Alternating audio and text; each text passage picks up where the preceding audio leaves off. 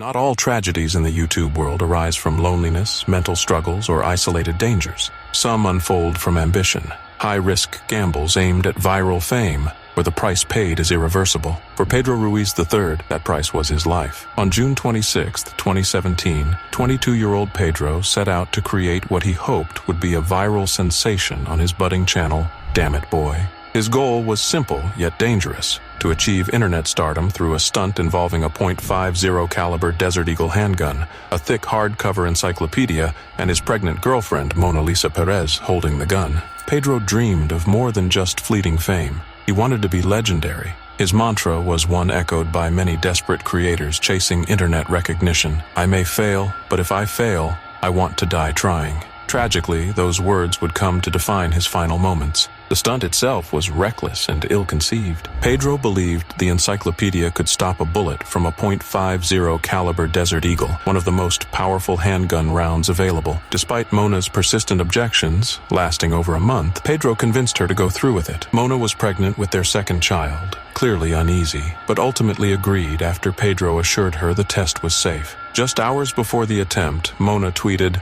"Me and Pedro are probably going to shoot one of the most dangerous videos ever." The stunt was carried out in front of nearly 30 onlookers, including their young daughter, just outside their home in Hallstatt, Minnesota. Pedro stood firmly holding the encyclopedia against his chest. Mona was only a foot away, the Desert Eagle in her hands. Pedro reassured her it would work, convincing her to proceed. Then Mona pulled the trigger. The bullet blasted through the encyclopedia and struck Pedro's chest, delivering a fatal wound. His final words, caught on camera mere moments before the shot, were a desperate plea. "Stop, babe, stop!" Mona's immediate reaction was panic. She called 911, sobbing uncontrollably, but it was too late. Pedro was pronounced dead at the scene. What followed was a legal and emotional ordeal.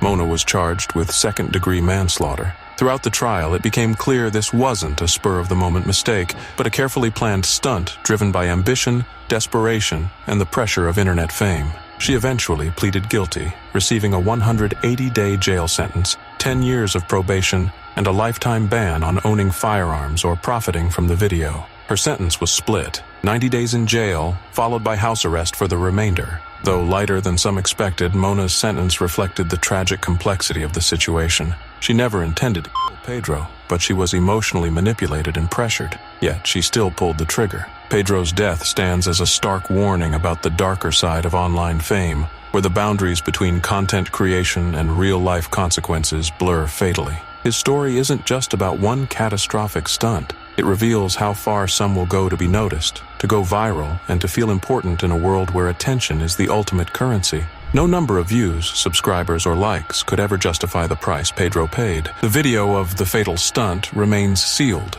never released or monetized legally. Yet the story persists, shared quietly on YouTube forums, debated in Reddit threads, whispered among creators. It has become a cautionary tale, not measured in clicks, but in the grave warning it carries. Pedro Ruiz III chased fame and paid the ultimate cost. His story is a haunting reminder: when the stakes are life itself, there are no second chances.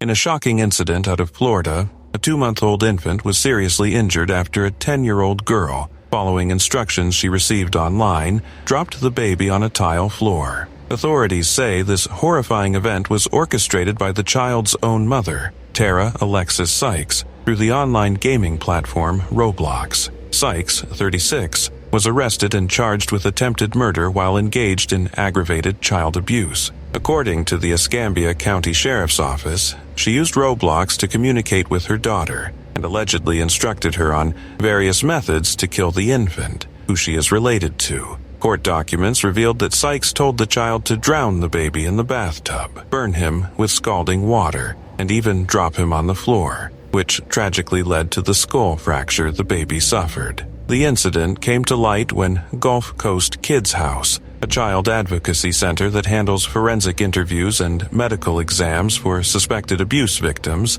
contacted the sheriff's office. Investigators learned that the infant had become fussy, and the 10-year-old, trying to find an adult, accidentally dropped him in the kitchen. The baby was immediately rushed to the hospital by his foster father. Doctors confirmed the infant had a serious skull fracture, but fortunately, he is expected to survive. In interviews, the 10-year-old explained that she had followed her mother's instructions out of fear. She told authorities that she was terrified that if she didn't obey Sykes, her mother might harm or even kill her. The horror didn't stop there. Investigators uncovered that Sykes had also instructed the child on ways to kill the adults she was living with at the time, telling her to slit their throats in their sleep and to set their house on fire by soaking bedsheets with aerosol spray. While the child attempted some of the steps, she was unable to carry them through, thankfully preventing further tragedy. Sheriff Chip W. Simmons expressed his disbelief at the case, stating, "I have been in law enforcement for over 40 years and have never seen anything quite like this. There is something really wrong with her." He called the allegations deeply disturbing, noting the shocking reality that someone could not only conceive such plans, but attempt to manipulate a child into carrying them out. Sykes remains in custody without bond, and authorities do not anticipate pressing charges against the 10-year-old, who is clearly a victim herself in this terrifying manipulation. The investigation is ongoing, as officials try to piece together the full extent of Sykes' actions and ensure the safety of all involved. This case stands as one of the darkest examples of how online platforms, even those intended for children, can be weaponized by predators. Roblox, widely recognized as a creative and social gaming environment for kids, became a tool for manipulation and fear in this instance. It's a chilling reminder that parents and guardians need to monitor children's online interactions closely and to maintain open communication to safeguard against threats that may lurk behind seemingly friendly avatars. For the 10-year-old, the experience was traumatizing, but with intervention, authorities were able to prevent further harm. For the infant, survival is a small but crucial victory. And for the community, this story serves as a stark warning. Even games designed for fun can become the stage for real-world horrors when they fall into the wrong hands. It was July 14, 2024, in China, when 24-year-old Pan Xiaoting sat down for what would tragically become her final mukbang livestream. Known for her jaw-dropping eating challenges, Pan had built a huge following online. Thousands of fans tuned in that day as she prepared to take on another record-breaking feat, consuming nearly 22 pounds of food, from fried chicken and seafood to chocolate cake piled high across her table. Pan's path to fame hadn't been easy. She started out as a waitress, struggling to get by. But everything changed when she discovered mukbang, a viral trend that began in South Korea, where creators live-streamed themselves eating large meals while chatting with viewers. What started as a fun hobby soon became her ticket to stardom. Pan's natural charm, friendly humor, and fearless appetite quickly won her thousands of fans. Within a year, she quit her job and became a full-time content creator. To keep her momentum, Pan invested heavily in her channel,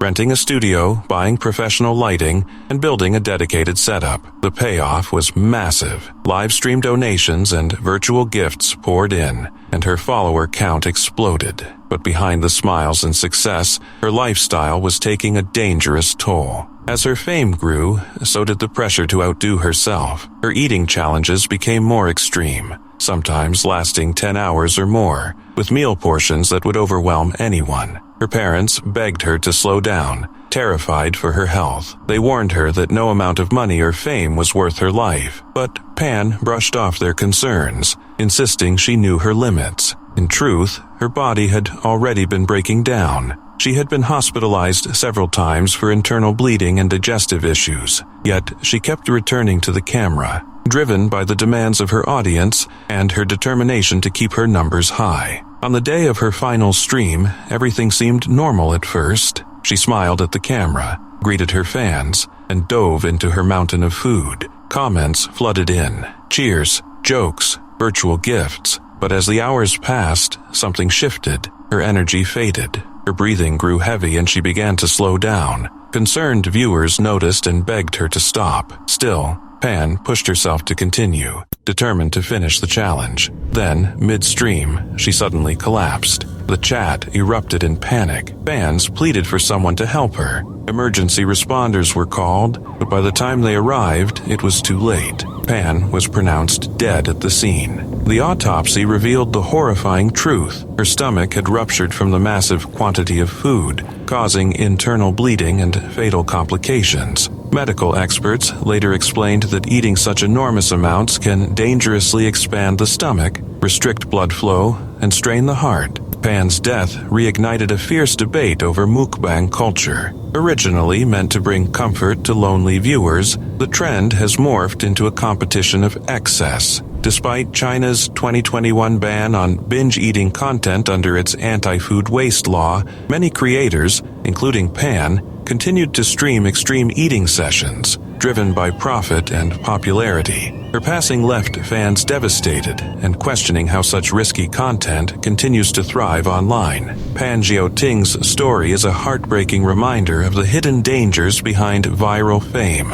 A young woman full of ambition and heart who lost her life chasing the approval of millions. Her death stands as a sobering warning of how far the pressure to entertain can push someone and how deadly that pursuit can become.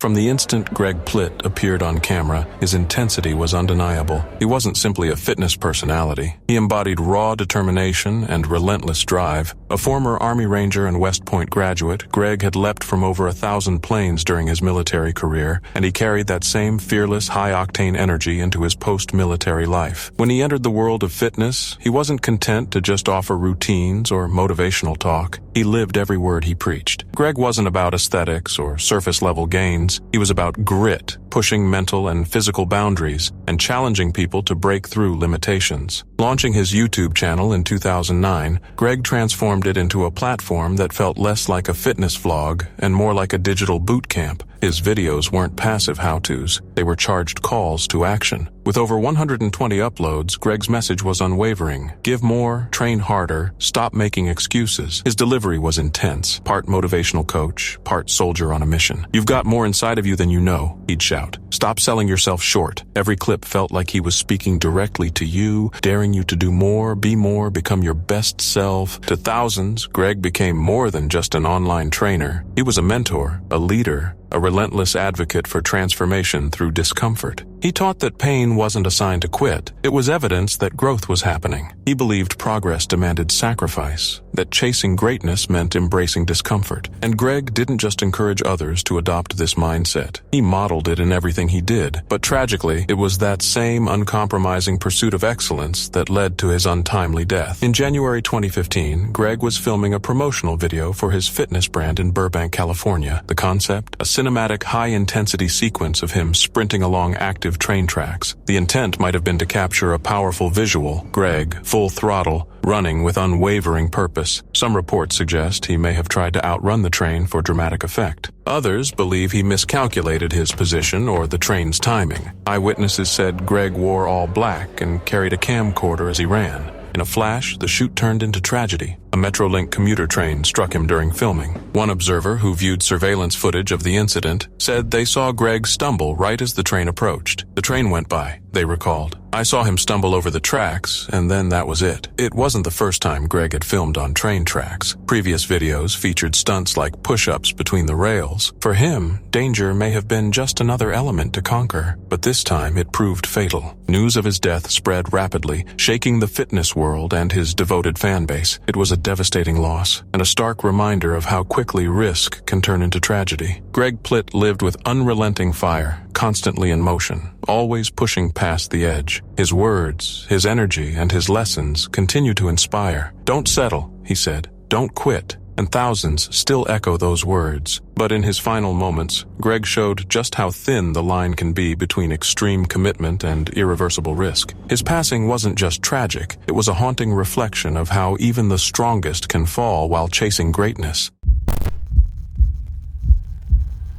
Addiction comes in many forms. Some people get hooked on substances, others on gambling, and for a growing number, it's gaming. What starts as fun can slowly become a trap you can't escape from. This first story is about a young man who had the world of gaming in his hands, and then lost everything to it. Back in the early days of Clash Royale, one player was on his way to becoming a legend. He wasn't just good, he was elite. Known as Justus Flobby von Eitzen, this 22-year-old German gamer had already built a name for himself in the competitive scene. By 2018, he joined SK Gaming's Clash Royale team, one of the most respected esports organizations in the world. Flobby wasn't just another name on the roster, he was one of the founding members of the squad. Over the next 2 years, his talent helped shape the team's success. He played a key role in their runner-up finish at the CRL Europe 2018 Fall Finals in Los Angeles, an incredible achievement for a brand new division. Even after stepping back from competition, he stayed close to the community as a content creator, streaming, laughing,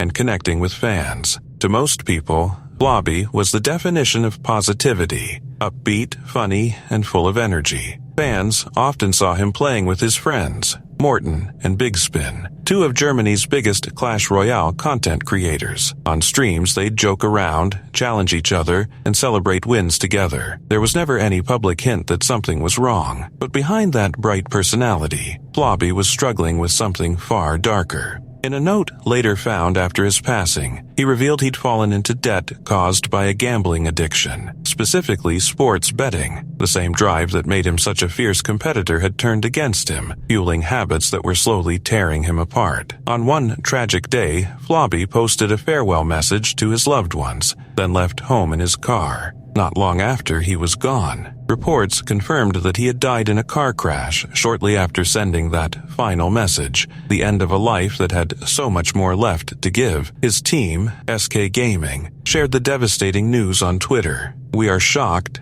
in disbelief, lost for words. We have to say goodbye to our teammate and colleague and, most of all, a dear friend. We will always remember him for the light and joy he brought into our lives and into the hearts of so many." The esports community was heartbroken. Fellow players like Xoxum paid tribute, writing, "Farewell, my friend, we will miss you. You were such a good-hearted person, and we shared so many great memories." Even the official Clash Royale esports account posted, "We are shocked and saddened to hear this news. Rest in peace, Flobby. You will be missed." To fans, it was unthinkable. How could someone who seemed so cheerful, so full of life, be fighting such a painful battle in silence? It's a haunting reminder that even those who seem the happiest on the outside can be carrying invisible struggles inside. Flobby's story isn't just about the dangers of gaming or competition, it's about what happens when passion becomes pressure, when escape turns into addiction. He'll always be remembered as a brilliant player,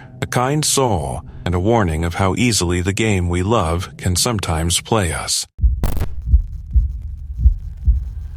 It was September 14th, 2020, in Aba, a remote Tibetan region in China's Sichuan province, when what started as an ordinary livestream turned into something no one could have imagined. Lamu, a 30-year-old Tibetan video blogger, wasn't just another influencer. She was beloved. With over 780,000 followers on Douyin, China's version of TikTok, she had captured hearts across the country. Her videos were simple, yet deeply comforting. Cooking traditional meals, singing folk songs, wandering through mountain fields, always dressed in colorful Tibetan clothes, always smiling. She never wore makeup, she didn't need to. Her authenticity was her beauty, but behind that bright smile, there was a painful secret. Lamu had been living through years of abuse. Her husband, Tang, had been violent and controlling. After enduring it for far too long, she finally found the courage to leave him. In June 2020, she divorced him, hoping it would be the start of a peaceful new chapter. But Tang couldn't let go. He stalked her, threatened her, and begged her to come back. Lamu stood her ground, unaware that his obsession would soon turn deadly. On the morning of September 14th, she uploaded what would be her final video, singing a traditional Tibetan song. Later that day, she went live again, chatting cheerfully with her fans, like she always did. Then, suddenly, the stream went dark. Viewers didn't realize what was happening. The Tang had just burst into her home, carrying a bucket of gasoline. Off camera, but still on live, he doused Lamu with the fuel and set her on fire. What followed were the chilling sounds of chaos, her screams, her pain, echoing through thousands of screens. Her followers watched in horror, powerless to stop it. Neighbors rushed in, putting out the flames and calling for help. Lamu was rushed to the hospital with burns over 90% of her body. For 2 long weeks, she fought to survive, but on September 30th, she passed away. Her death sent shockwaves through China and far beyond.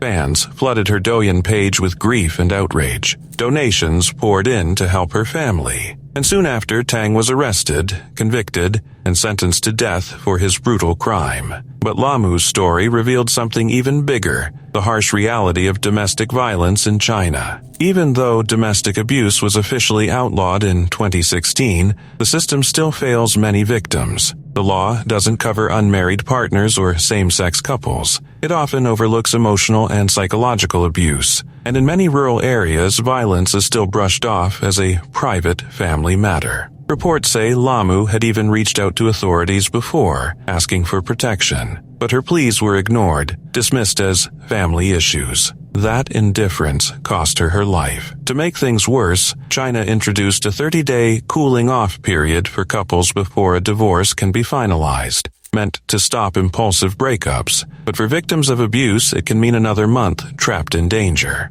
A 2013 national survey found that 1 in 4 married women in China has experienced domestic violence, a number likely even higher in rural regions like Aba. After Lamu's death, her Douyin page transformed into a digital memorial. Her old videos, once symbols of joy and tradition, became powerful reminders of resilience, loss, and the need for change. Some local governments have since promised reforms, including tracking known abusers, but activists say it's not nearly enough. Lamu's life was full of light, love, and courage. Her death was a tragedy, but also a turning point. Her story still echoes online, urging a simple truth: no one should ever have to suffer in silence.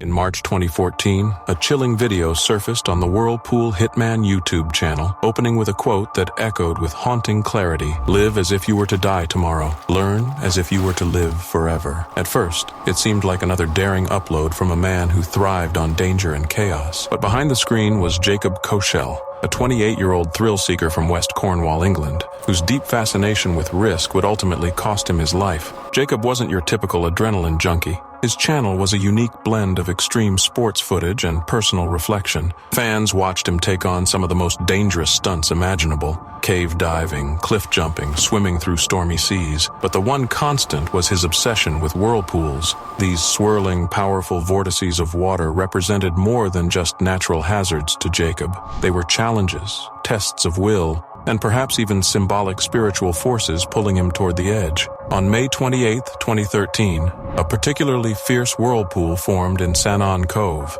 a rugged coastal spot Jacob knew well. Unlike any whirlpool he had encountered before, this one was vast, violent, and almost alive in its intensity. Drawn like a moth to a flame, Jacob couldn't resist the temptation to face it head-on and to capture it on camera. He enlisted his friend, David Rain, to film the stunt. True to Jacob's eccentric style, he donned a rubber horse mask for the dive, a darkly humorous flourish that highlighted his desire not only to confront danger, but to turn it into a spectacle. As Jacob plunged into the swirling waters, David filmed from the safety of the rocky shore, initially cracking jokes but gradually growing more anxious. For half an hour, Jacob maneuvered through the deadly currents with a skill that was equal parts awe-inspiring and terrifying.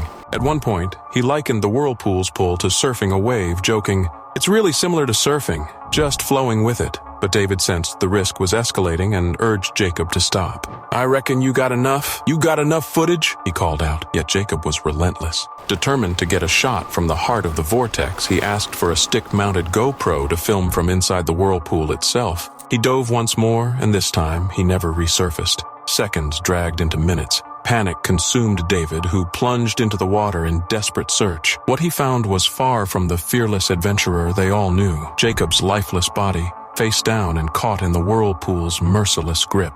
The final video was later posted to the channel after Jacob's death. What was once a playful, inspiring mantra now felt like a chilling prophecy. It was no longer just words. It was a haunting reminder of a life spent dancing dangerously close to death. Jacob Koschel had built his existence on pushing limits, capturing every leap, dive, and near-fatal moment on camera. But in the end, it was the whirlpool that claimed him. His funeral was packed beyond capacity. The church overflowed with mourners, while others gathered outside, united not only in grief, but in celebration of a man who lived boldly and without apologies. To many, Jacob was more than a daredevil. He was a philosopher of risk, a man who sought meaning where others saw only danger. Ultimately, Jacob Kochel didn't just pursue adrenaline, he embodied it, immortalized forever in that final haunting dive into the swirling abyss. Imagine this. You're settled in for a quiet night of gaming. The rain tapping against your windows, the occasional rumble of thunder in the distance. That's exactly how Aidan Rowan, a 33-year-old gamer from the UK, thought his evening would go. He was sitting in his living room, fully absorbed in his PlayStation playing Stray, a game about a stray cat navigating its way home through a thunderstorm. Little did he know, the storm outside had other plans. Around 10:30 p.m., Rowan heard a sudden loud crack and immediately felt a heavy jolt shoot through his body. It took about a minute to come back to my senses, he recalled. I felt very confused. I went upstairs and asked my husband for a wet towel because my arm was burning and I had no idea what had just happened. The cause? Lightning. A bolt had struck near his home, bounced off water on the ground, and shot straight through his open window, hitting him directly. The impact was strong enough to throw him from his chair and leave branch-like burns across his arm. His husband, Aaron, immediately recognized the severity of the situation and rushed him to the hospital. Once there, the scene was chaotic. Rowan explained, "We got to reception, and Aaron said it might have been a lightning strike. Everyone turned to look at me. He was whisked through to an assessment room, where 9 doctors from multiple departments checked him over. He was hooked up to a heart monitor, had blood tests, and underwent thorough examinations to ensure no lasting internal damage. Miraculously, he survived with only a few cuts on his left arm and a small burn on his right hand. Doctors explained that the lightning had likely bounced off a puddle outside and entered his apartment through the window. The unusually hard ground, a result of a recent UK heatwave, probably contributed to the unusual trajectory of the strike. We just couldn't really process it at the time," Rowan said. "After a few days, it started to sink in. I realized I could have died." Despite the trauma, Rowan and his friends have managed to find humor in the situation. Once people realized I was okay, there have been quite a few jokes about Thor. He laughed. "That's the last time I play a cute cat game during a thunderstorm, I think." His story is not just shocking, it's a stark reminder of how dangerous lightning can be, even indoors. Lightning strikes around 25 million times a year in the US alone, killing an average of 47 people annually. Most strikes happen during the summer, but NOAA warns that they can occur any time, often even after a thunderstorm seems to have passed. The rule of thumb? If you can hear thunder, the storm is close enough to strike. Rowan's experience underscores an important point. You can never be too careful when nature is involved, even while gaming. One moment, you're guiding a virtual cat through digital rain and lightning. The next, a real storm can reach right into your living room. His survival is nothing short of miraculous, and his story serves as both a cautionary tale and a reminder to respect the power of nature, and maybe to keep your windows closed during a thunderstorm. Gaming can transport us to other worlds, but our bodies always remain in this one, and sometimes that's a difference between life and death. It was May 16th, 2024, in Suffolk, Virginia, a day that would end in unimaginable tragedy. 17-year-old Raleigh Freeman III, better known as Rio Huncho, was a rising rapper full of energy, ambition, and promise. With nearly 29,000 Instagram followers and a growing Spotify audience, he was starting to make his mark on the music scene. That evening, Rio decided to go live on Instagram from his home, just a casual stream to connect with fans. It was something he'd done plenty of times before, but this time, the live stream would take a devastating turn. During the broadcast, Rio picked up a handgun, something he'd shown off before in photos and videos to fit his rapper image. The gun had a green laser and flashlight attachment, and he handled it like a prop, joking and waving it around. At one point, he appeared to switch off the safety, pointed it toward his own head, made a bold remark, and pulled the trigger. A loud gunshot rang out. The phone dropped. The screen went black. Viewers were left frozen in disbelief. Some thought it was a prank or a dark performance stunt, but within minutes the truth came out. Rio had accidentally shot himself. Emergency responders arrived quickly and rushed him to the hospital, but it was too late. He was pronounced dead soon after. Police later confirmed the gunshot was accidental and self-inflicted. News of his death spread fast, devastating the local community and his growing fan base. Rio wasn't just an up-and-coming artist. He was a son, a student, and a friend. His mother, Monica Savage, who had raised him on her own, was shattered. In an emotional interview, she described the moment she found him and said she wished she could bring him back. Rio's cousin soon launched a GoFundMe to help cover funeral costs, sharing Monica's heartbreak and love for her only child. Support poured in from fans and strangers alike, showing just how many lives Rio had touched. At his high school, teachers and classmates mourned his loss. His teacher, Cara Dorsey, shared a heartfelt message encouraging students to honor Rio's memory by chasing their dreams. Days later, the community held a balloon release, bright colors rising into the sky, a tribute to a young life gone far too soon. His death also reignited a painful conversation about gun safety. Authorities began investigating how such a weapon ended up in his possession. Experts and community leaders stressed the importance of education, proper storage, and supervision, especially in homes with teenagers. A few simple safety steps, they said, can prevent tragedies like this. Rio's story became more than just a headline. It was a wake-up call about the dangers of treating firearms like props or symbols. Despite the tragedy, his music lives on. Songs like Money Getta and DOA showcase his raw talent, confidence, and drive. They're reminders of a young artist whose voice had only begun to be heard. Rio Huncho's life was full of potential, his future wide open. His accidental death stands as a heartbreaking reminder of how fragile life can be, and how one careless moment can change everything.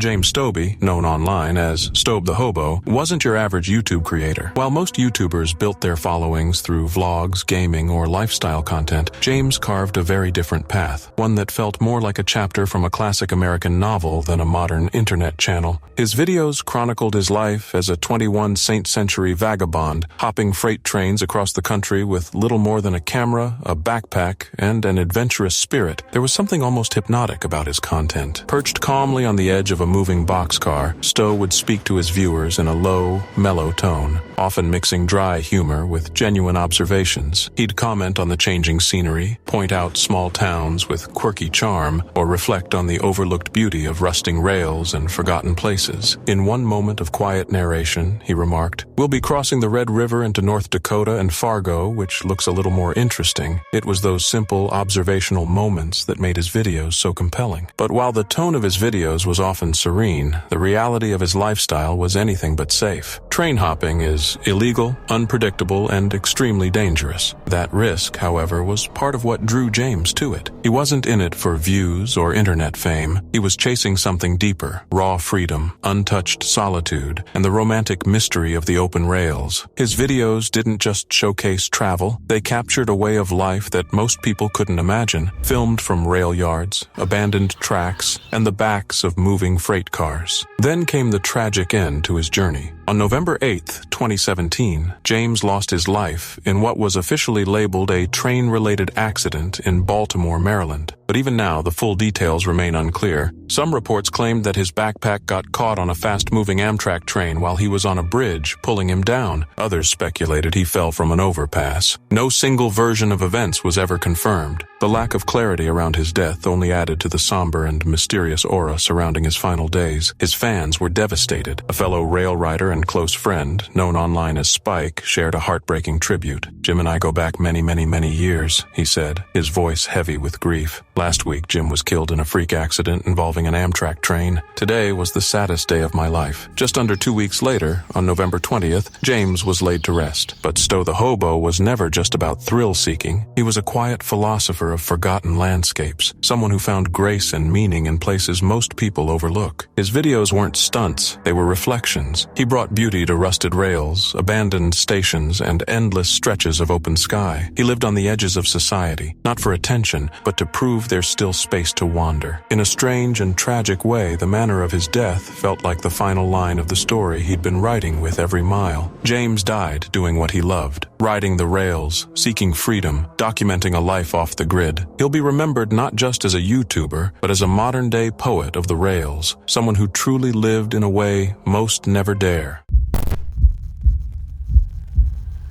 Alright, imagine this. You're deep into a late-night gaming session. You're battling the same rival who's been trash-talking you for weeks. It's all supposed to stay online, right? Just some heated words, a few insults, and then everyone logs off. But for one gamer in 2024, things went way, way beyond that. This story starts in New Jersey, where 20-year-old Edward Kang was obsessed with a massively multiplayer online RPG called Archie Age. For those who don't know, Archie Age used to be one of those fantasy games where players could build, fight, and compete in massive worlds. But by early 2024, the game was dying. Player numbers were shrinking, servers were shutting down, and emotions in the community were running high. Kang had a long-running feud with another player, someone he'd never even met in real life. Their rivalry had gone from normal in-game competition to pure hostility. There were constant insults, non-stop trash talk, and endless arguments. For Kang, the line between game and reality started to blur, and when Archie announced that it would officially shut down, something in him snapped. He told his family that he was heading out of town to visit a friend he'd met online, but that wasn't true. Instead, he boarded a flight from Newark, New Jersey, all the way to Jacksonville, Florida, on a mission to confront his online enemy face to face. He checked into a hotel near the other gamer's home, and according to police, he went shopping for two things: a hammer and a flashlight. Receipts for both were later found in his hotel room. Fast forward to the early hours of a Sunday morning. Kong, dressed in black clothes, gloves, and a mask. He walked up to his rival's house. The door was unlocked, and quietly slipped inside. Then he waited. Around 2 a.m., the victim got up from gaming to use the bathroom. As he stepped into the hallway, he came face to face with Kang, standing there, hammer raised. Before the victim could react, Kang swung. Chaos erupted. The two struggled violently in the dark as the victim screamed for help. His stepfather, thankfully awake nearby, heard the commotion and rushed in.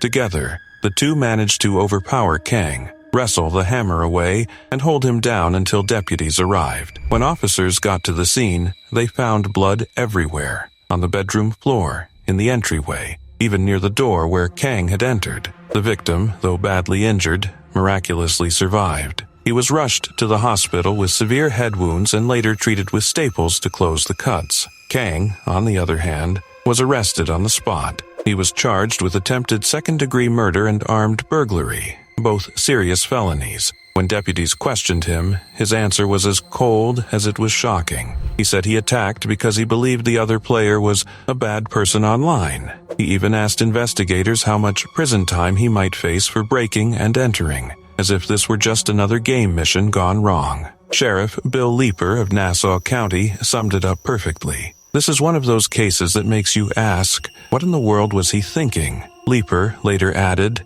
this should serve as a wake-up call. The internet can bring people together, but it can also push them to dangerous extremes. And sometimes, the consequences are terrifyingly real. This incident became one of the most disturbing examples of what experts now call internet banging, when digital arguments spill over into real-world violence. It's a grim reminder that behind every avatar, every message, and every bit of online trash talk, there's a real person. And sometimes, one bad moment of rage can destroy 2 lives, all over a game that doesn't even exist anymore.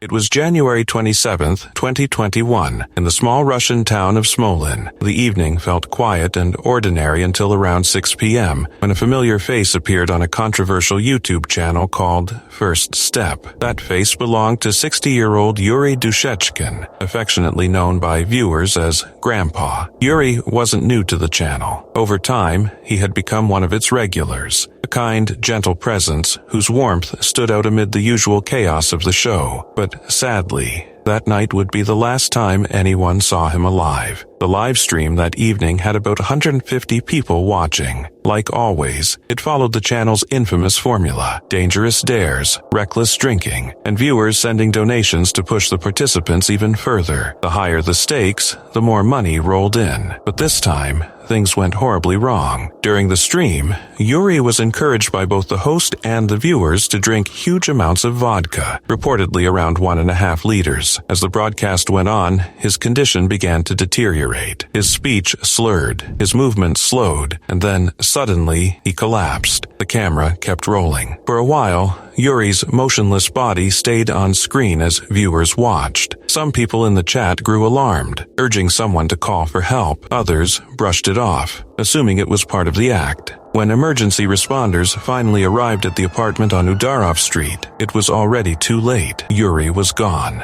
The man behind the channel was a 39-year-old who went by the online alias JEA. His streams had built a reputation for what's known in Russia as trash streaming. These kinds of broadcasts prey on vulnerable people, often those struggling with addiction, poverty, or homelessness, and pressure them into humiliating or dangerous acts in exchange for donations. The more shocking the content, the more money it generated. Yuri had become a recognizable figure in this disturbing online world. He wasn't just a guest anymore. He was part of the show's identity, and with that came the constant pressure to keep pushing the limits. That night, the chaos of the stream, loud music, shouting, drunken laughter, masked how serious the situation really was. Yuri wasn't just tipsy, he was dying, and thousands of people were watching it happen in real time. Even after he collapsed, the donations and comments kept coming. Some viewers begged for help to be called, while others continued treating it like entertainment. When paramedics finally reached him, it was over. Early reports suggested he died from alcohol poisoning. Authorities immediately launched an investigation to determine exactly what happened and who should be held accountable. The public reaction was swift. The Russian Regional Investigative Committee opened a criminal case, accusing the stream's organizers of negligence leading to death. Neighbors later revealed they had complained many times about the noise, parties,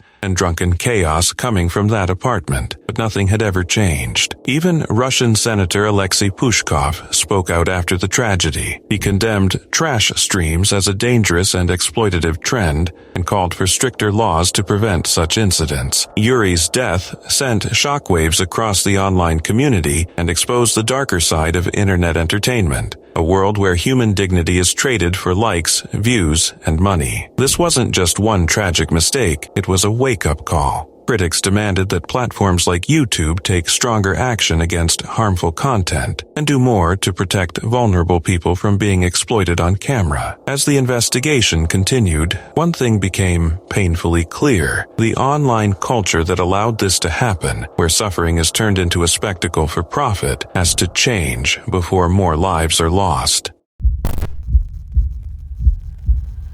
Not every YouTube journey is filled with excitement, adventure, or fame. Some begin with innocent dreams and end in unimaginable heartbreak. Such was the tragic case of Harley Dilley, a 13-year-old boy from Port Clinton, Ohio, who, like many kids his age, simply wanted to be a YouTuber. What started as a young boy sharing his world online ended in a community grieving a devastating loss. On August 20th, 2019, Harley launched his second YouTube channel, Harley Dilley 2.0. His videos were lighthearted and typical for a kid his age: mobile gameplay of Madden NFL 20, the occasional vlog, and commentary filled with youthful enthusiasm. There were no flashy thumbnails or attention-grabbing stunts, just a boy excited to be part of the digital era. He wasn't chasing fame. He was chasing connection and fun, hoping his voice would be heard among millions. But just 4 months later, on December 20th, Harley left his house for school and never returned. He didn't show up to class. He didn't come home. And alarmingly, he wasn't reported missing until over 40 hours later. That delay raised immediate concern,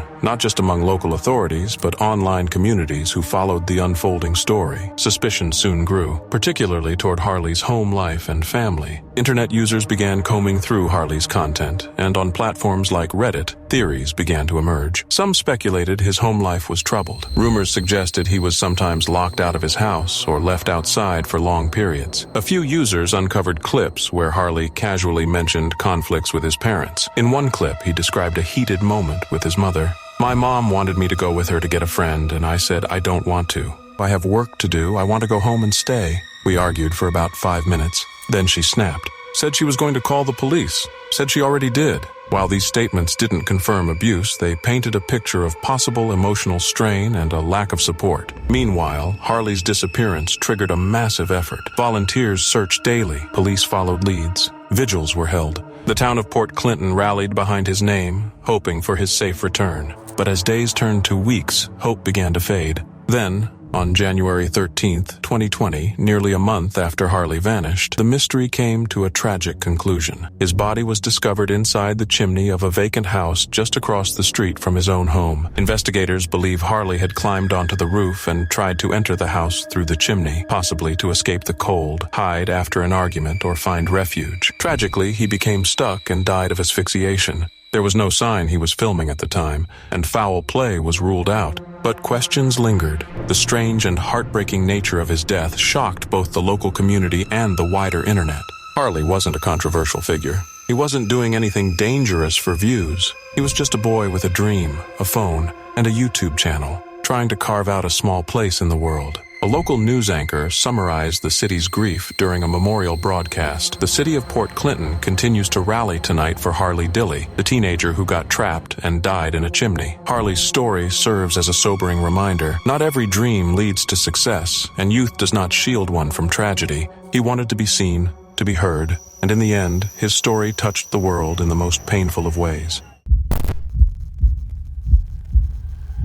Virtual reality is supposed to be the ultimate escape, a way to leave the real world behind and step into a digital one that feels limitless. But for one man in Moscow, that escape ended in tragedy. In December 2017, a 44-year-old gamer was spending the evening alone in his apartment on Marshal Zhukov Avenue. Like many tech enthusiasts, he was excited about the new VR technology that promised to transport players straight into another world. So, he strapped on his headset, launched the game, and dove in, completely unaware that it would be his last session. Fully immersed in the simulation, the man began moving around his apartment, reacting to what he saw in the virtual world rather than the physical one. But in reality, his surroundings were far from the open space he imagined. At some point, he lost his footing, stumbled, and fell hard, right into a glass table.